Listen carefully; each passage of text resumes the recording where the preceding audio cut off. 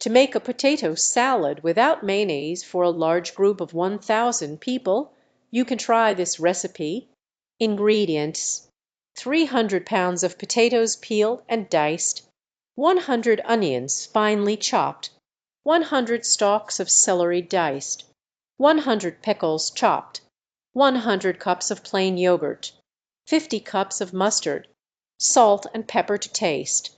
Instructions: 1. Boil the potatoes until they are tender, then drain and let them cool.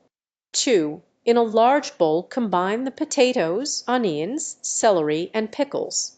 3. In a separate bowl mix the plain yogurt and mustard until well blended. 4. Pour the yogurt and mustard mixture over the potato mixture and gently toss until all the ingredients are coated evenly. 5. Season with salt and pepper to taste. 6.